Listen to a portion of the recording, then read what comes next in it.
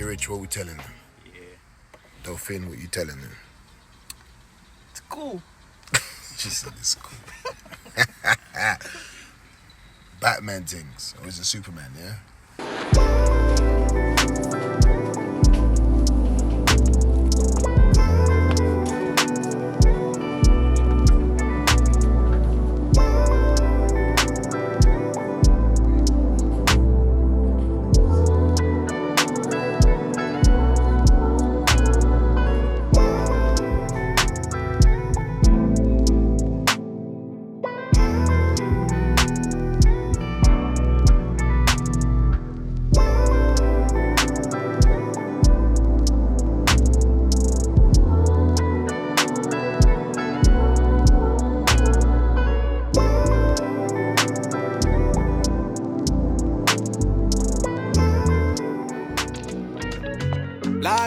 Stash on the beat.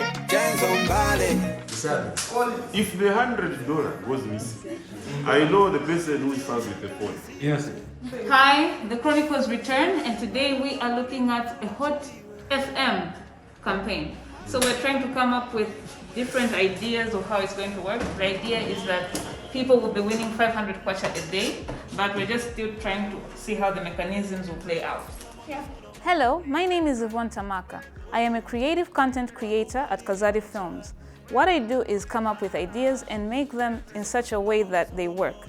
So for example, today we were looking at a hot FM campaign where we're supposed to come up with a game show based on radio, and people are supposed to win something in 30 seconds.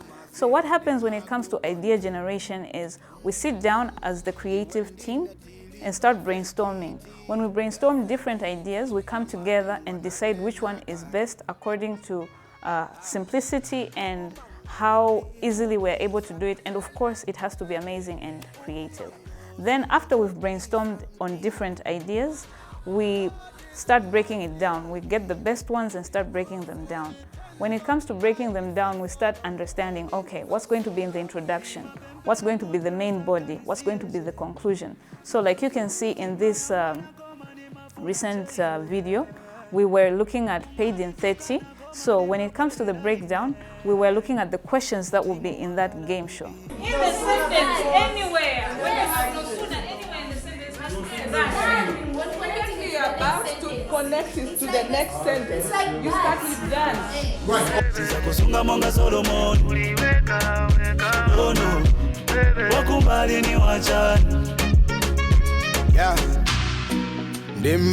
Hi, my name is Innocent Tembo and I'm a TV producer for Hot TV. You may ask yourself, who is a TV producer? A TV producer is a person basically who oversees quite a number of productions for a TV station. So you also might need to ask yourself, what are the qualities and qualifications a TV producer may have or need to have?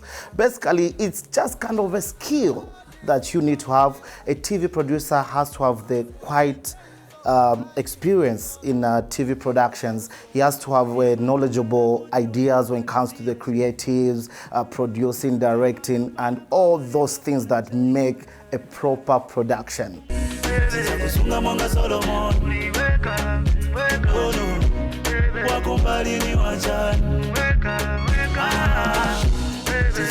The names are Emmanuel Victor. I'm a copywriter here at Kazadi Films, copywriter / social media strategist. Yeah. So as a copywriter, my jobs are to look through every written document here at the company. I have to make sure these things make sense on paper. So it's a lot of research that goes into it. As a social media strategist, my job is to make sure all social media campaigns, posts, and everything makes sense and they're followed through on a schedule, because otherwise you just have a lot of pop-ups on your screen and you won't really know what to focus on. So yeah, it's pretty involving, but it's kind of like the coolest job I've ever had. But then again, it's the only job I've ever had. Yeah, so that's my job.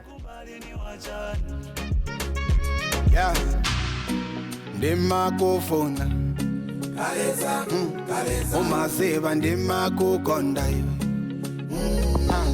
Iwendina tili perfekiti na madingo nane na kale.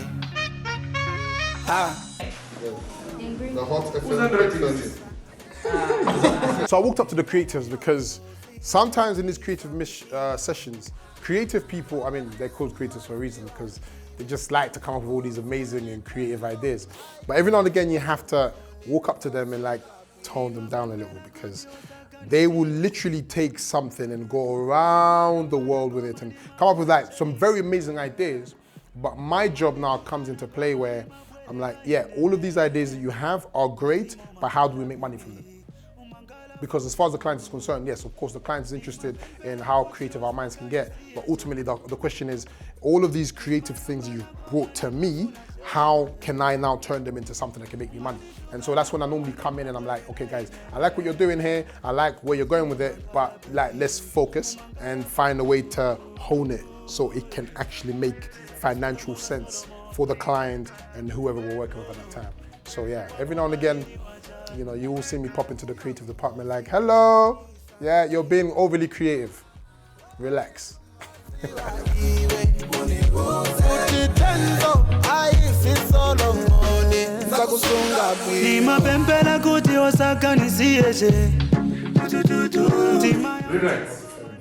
Where were you when I was where you were? Begin where?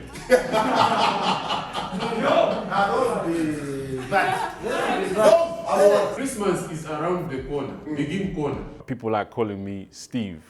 I always keep it short of Steve Graphics. What's good in the hood, what's hood in the good. Welcome to Kazadi Films, and I am lead graphics designer. You know, some of these things we go through as graphic designers across the world, specifically at Kazadi Films, is to understand the philosophy and the principles of how to go about what you're about to get involved in. It's not an easy field because in most cases we experience challenges in conceptualizing something that will go out there to compete on higher levels of graphics across the world. Because now, working for an elite environment, there are certain standards that someone has to deliver, someone has to put out there.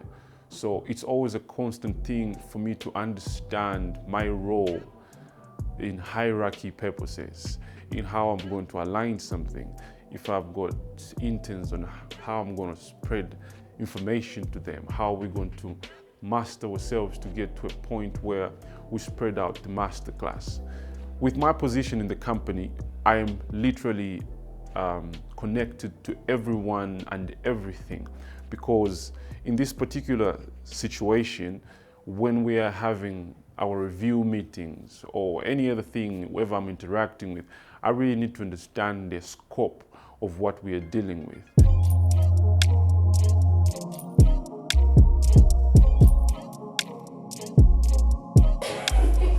Kazadi Films staple food.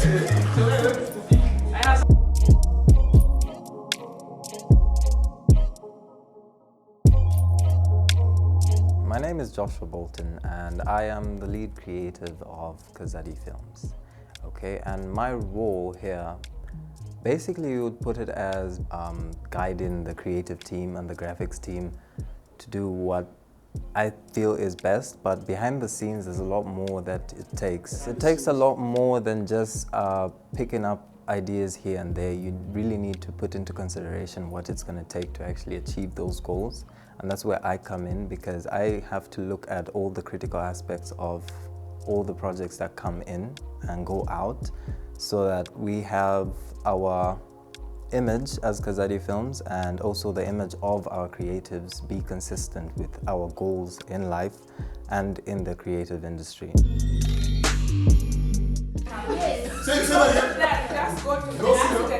No sooner had the plane left the airport than which then? T-H-E-A-N. That don't make no sense. The left needs to change to leave. No. Okay, if there's a comma then yeah, then it makes sense. No sooner had the plane left the airport, then the accident happened. Exactly.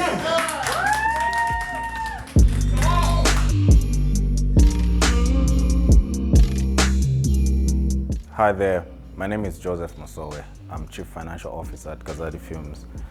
Basically, my job is to just ensure that the financial position of the organization is good and to ensure that every project that is coming ahead of us is properly planned in terms of finance.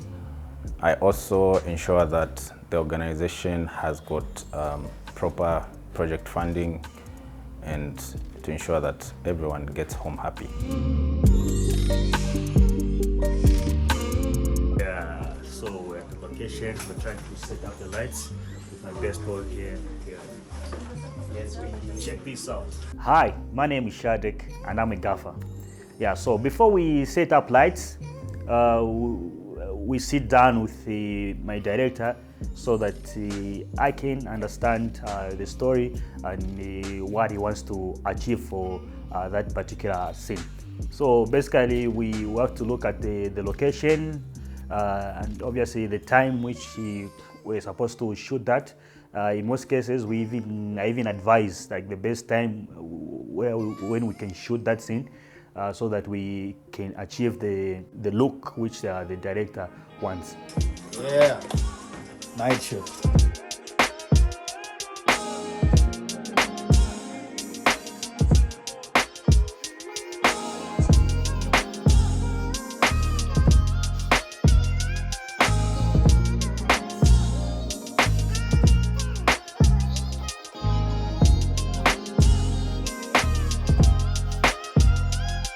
There's a white one which is on.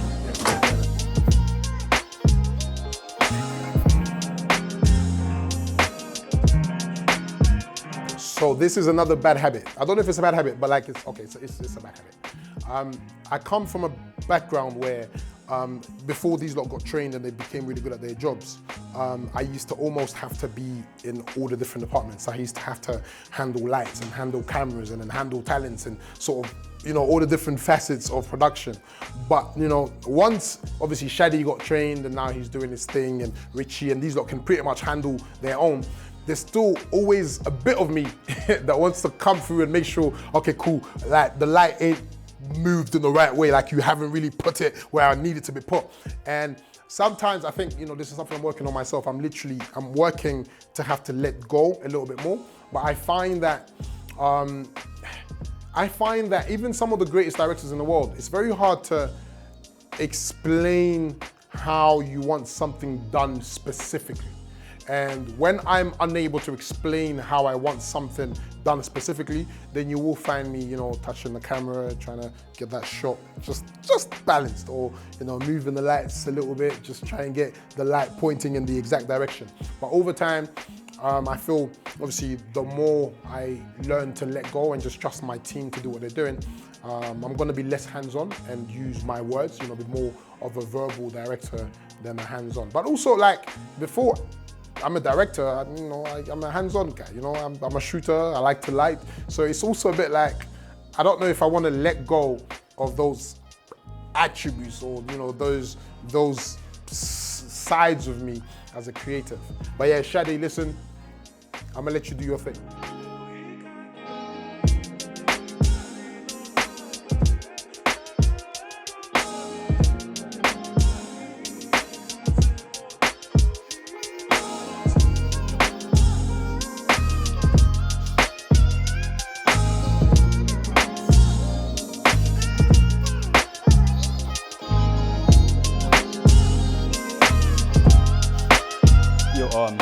Darren here, Mr. Carrick, aka this god of sound, the sound god. Yeah. So you know, sound is one of the fun things to do on set because you get to hear a lot of stuff, a lot of things that other people are not hearing. Yeah, you become that cool person in your own corner. Yeah. But in as much as you are having fun, you need to take it seriously because, you know, sound is 50% of the team production or whatever production you're doing. Sound is 50% of that thing. So you have to be serious when you're recording sound. You have to make sure you record good sound, perfect sound, so when the editor or the viewers out there are watching, they're not disturbed by your bad sound or whatever sound you create. Yeah, bad sound, I can say it, the clipping sound. So if you want to record good sound, what you gotta work on first is your equipment. What equipment are you using? How is your mic? How are your lapel mics? So those are the first things you have to know. Do I have a good recorder? How's my sound recorder? Those are the first things you have to look at. Yeah, so make sure you invest in your equipment. And then it comes to mic placement. Know where you're placing your mic. If you're using a boom, know how's the distance between the character and the mic. If you're using a lapel mic, know where you're going to put your mic. Mostly, when you're putting lapel mics, we put them under the clothes. Yeah, that's if you're doing film and stuff like that. But if you're doing interviews, obviously you're gonna have to put a mic just on top of your clothes. The way I've done it. Yeah, as simple as this. You see?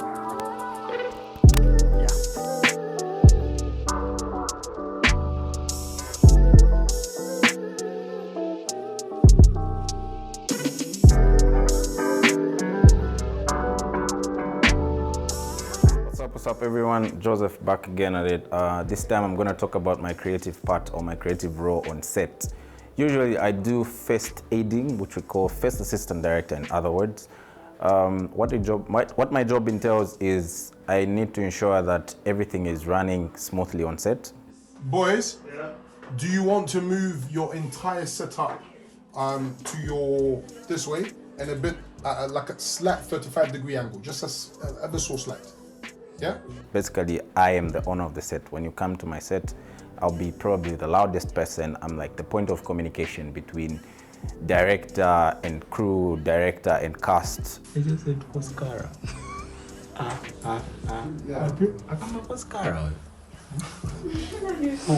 I get to deal with a lot of issues. From pre-production, I help in terms of planning, and then into scheduling of the shoot until the project is delivered.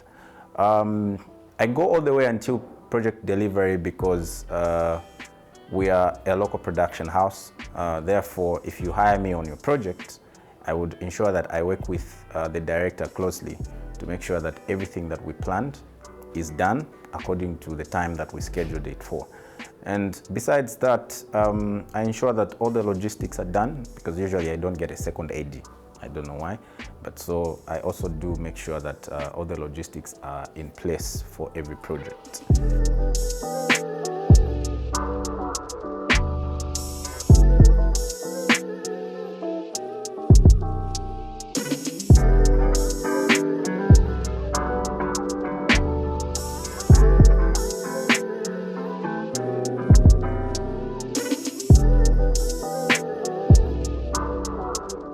The effects of light, we need to understand that light is very, very important on set in film. It's what creates mood. If you want to give people an impression that people are not happy, if it's a horror, it's comedy, it's all about light. How we are going to play with the lighting and stuff like that. The light will give you that feel.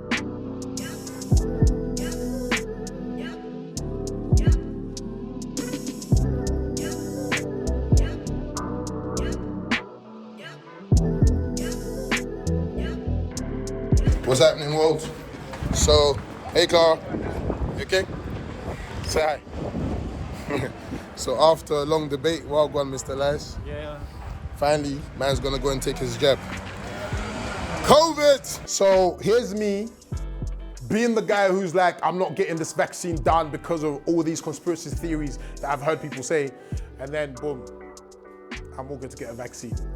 It was a bit weird, I can't lie, it was a bit weird. Because like, the internet is a dangerous place. Like, the internet is a dangerous place because you hear all these stories and like all these conspiracy theories, and the moment you're the guy now walking to get your vaccine, they all start coming to your head like, yeah, you might turn into a donkey, bruv. You might turn into a cow. So, I'm like, But then, what made me sort of overlook all of that is, number one, I have to be a responsible leader. This thing is killing people, whether you like it or not. It's killing people. COVID is killing people. And if there's a chance for me to get vaccinated and, stop transmit there, I can't even say it. Stop transmit, oh my God, I can't say that word. Transmission. Hey, bring back my English. Transmitting it. There we go. Transmitting, oh my gosh. Stop transmitting it, then I will take that. And also if it means, you know, leading by example, because obviously there's still people in my team who are a bit skeptical about the vaccine and all that kind of stuff. You know, there's no point in me telling them, yeah, you must get the vaccine because we're right now. It's like, lead by example, become the guinea pig, figure out what this thing is about. Yeah, that's sort of how I felt. I was a bit on edge about getting the vaccine. Then I got into the hospital and I realized there's a bunch of people taking the vaccine. So if we're all gonna die, we're all gonna die. It is what it is, you know what I'm saying?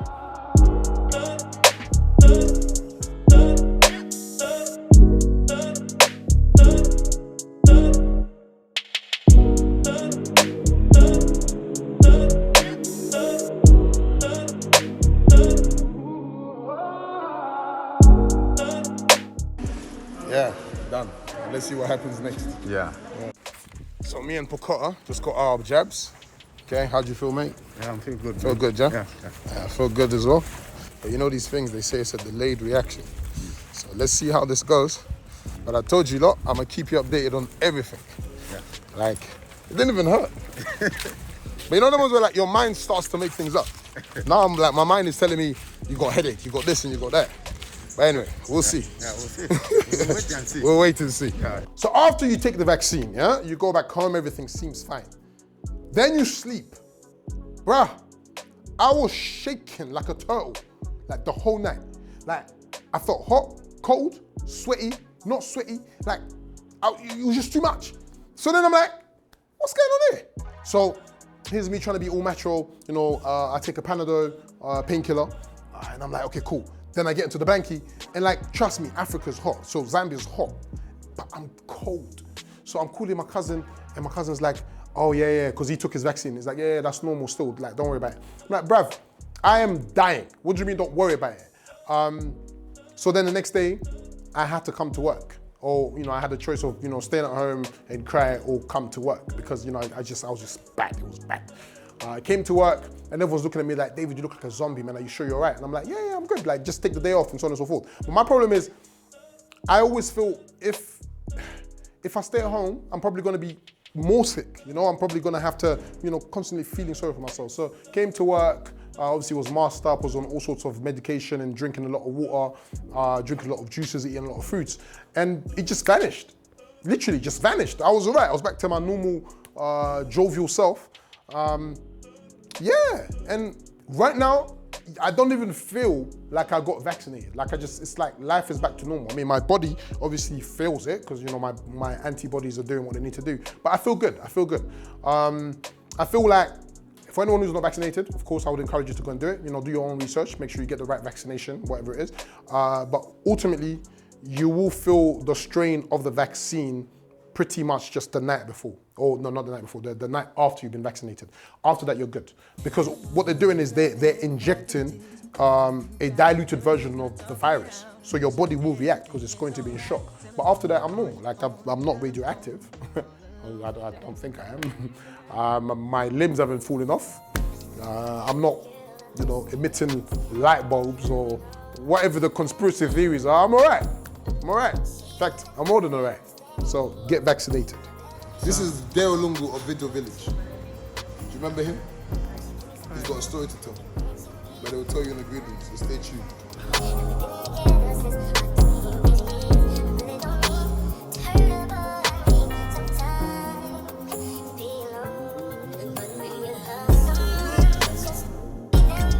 Today is day 2 of someone resetting my setup. So from today, no one touches my camera. In terms of setting up, I do the setting up alone. Dealing with equipment, like handling equipment, something which is not easy because you deal with expensive equipment. So you need to be more careful when you're holding them or when you're dealing them. My job is to make sure all the equipment are safe, clean, and they are ready for a shoot. So whenever we go to shoot, it's my job to make sure I do the settings. I make sure the cards are formatted. When the second AC give me the cards, and make sure I recheck to make sure they are formatted, and make sure I know, like this shoot, it will be recorded in this resolution or codec in this. So this production, we're recording it in this resolution, and this one we are recording. It's my job to know that, and it's my job to do the setting all the settings. So sometimes you go on a shoot, you do the settings, and just find out the settings have been changed. You know, you get upset because you were sure like you did all your settings. That's the reason why I'm strict to my cameras and my lenses. I don't allow anyone to touch them unless I touch so.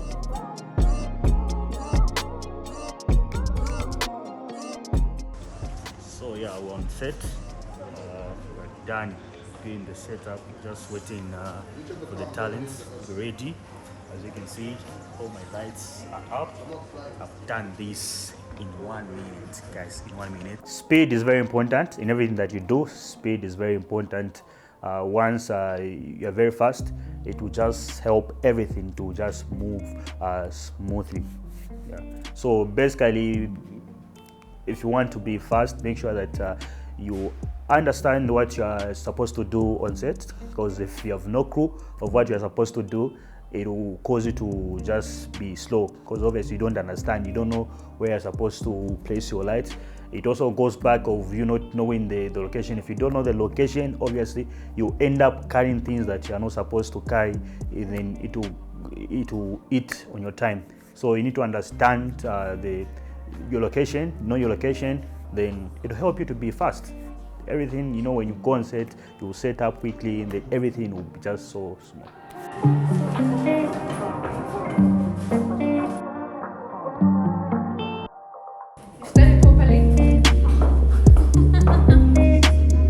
Hello guys, I'm Beatrice and I'm here at the Kazadi Film. I'm here to collect the price of whichever the one that comment on Facebook of the Chronicles Return.